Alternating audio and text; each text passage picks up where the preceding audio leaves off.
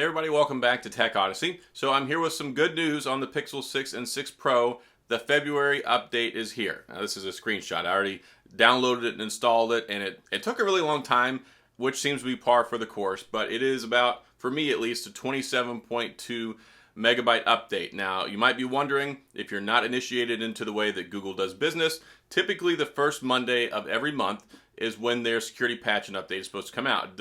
There's no new features in here, at least not that I know of. Very small patch, security update. It says there are some bug fixes. It says this update fixes critical bugs and improves the performance and stability of your device.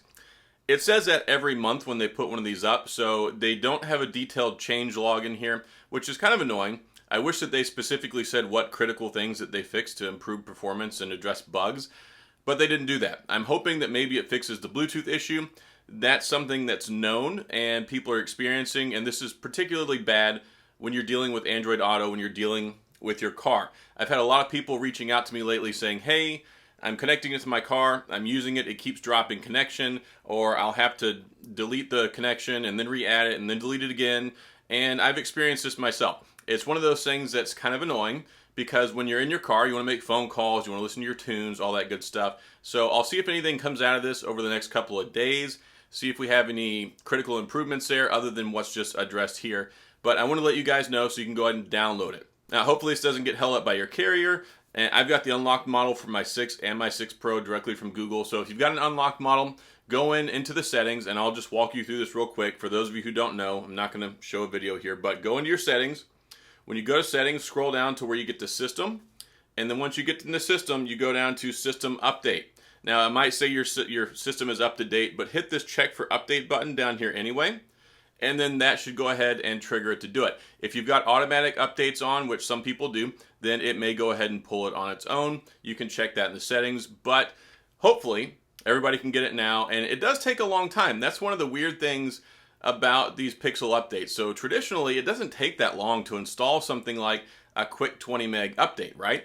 Well, this one took like well over 20 minutes for me. And if you remember with the January update, it was almost up to 2 hours for some people. I don't know if this is because of the Tensor chip. I don't know if it's because there's a lot of stuff going on in the background. It's kind of puzzling because most phones really don't take that long when it comes to update stuff. But I wanted to make this video to let you guys know they got it on time, which is good because, of course, Google, they kind of need to rehabilitate their image a little bit.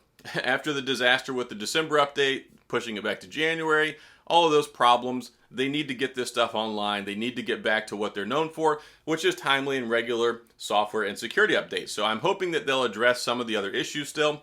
I know some people are still having connectivity issues. I know some people are still having problems with their Bluetooth particularly, which is kind of annoying because, of course, you get in your car, you want to use it, right? You want to be able to use your apps, listen to your Spotify, play your music, use your YouTube music, whatever. And it's kind of frustrating if it's not connecting or if it's disconnecting while you're driving your car around or trying to make phone calls. So one small step in rebuilding this legacy that Pixel and Google have with their phones, regular timely security updates.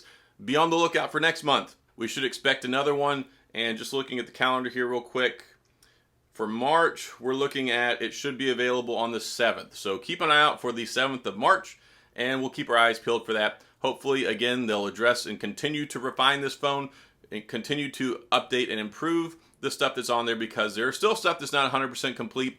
It has had some major and substantial improvements for most people after the January update, but we're still not at 100% yet. But we're definitely getting there, and that's one of the great things, of course, Google is known for is the product's supposed to get better and better and better over time. And by the time we get around to the summer, once the Pixel 6a comes out, my hope is that it's pretty well perfected by then, and the 6a I think is going to be a top-notch. I think it's going to be a banger of a phone for a lot of people because the A series is always great for giving you a lot of features, a lot of the Pixel experience for way less on the price, even though it's $599, right?